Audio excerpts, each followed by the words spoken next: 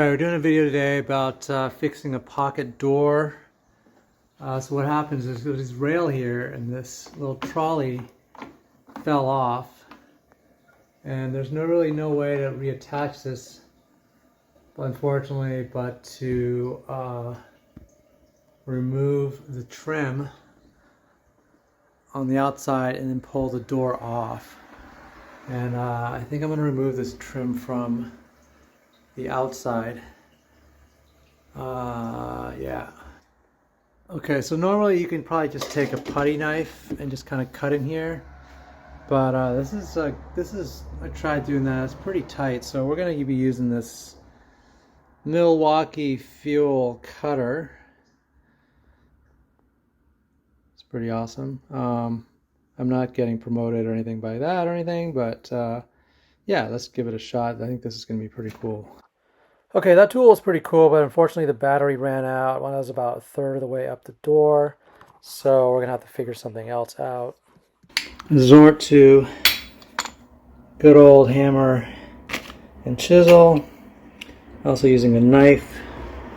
And the trick here is just to kind of cut away this trim so we can remove that trim and eventually we can pull the door out and reattach. Okay, so we're making some progress here.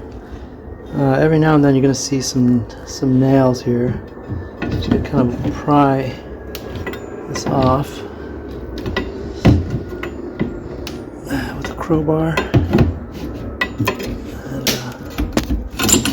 And edge our way up all the way to the top, and we got to take the top one off as well. And then maybe I won't have to take the top one off. We'll see. Alright, trim is coming off slowly. Combination of prying it and getting that wedge in there. I think I'm going to have to start working on the top one. Get the side piece off nicely. Just using the crowbar. And then what I did was I went in with a knife, cut the edge, and now I'm using this crowbar to kind of separate this out. I got a little nail over here I got to cut, but I think this piece should fall out pretty easily. Okay, so after removing the trim, I was able to pull the door out just by sliding it and then lifting it off the edges. The next step is to make sure the railing that is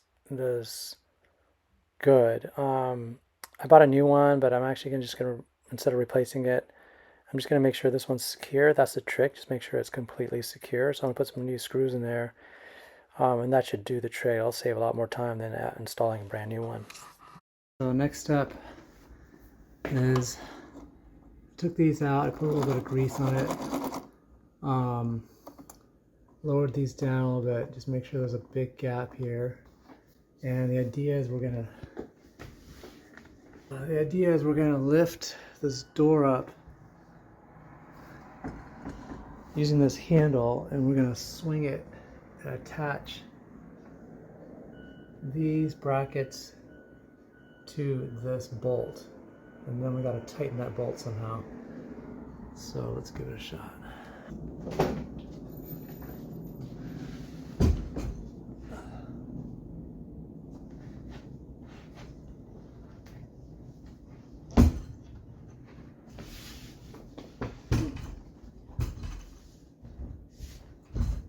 Alright, so we got the front one and the back one. The problem is now, when you close it, there's a big gap, which means in this situation, the back one needs to go up a little bit more, which will swing this door out a little bit, and then we'll be able to get it flush. So we're going to start over again, raise the back one a little bit, and then go from there.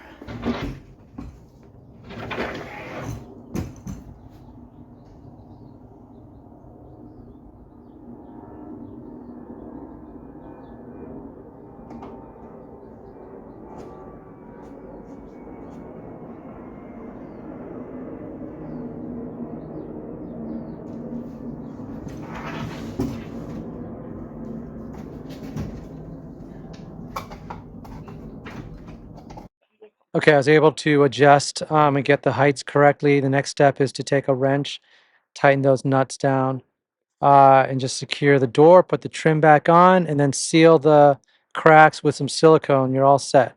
Thanks so much.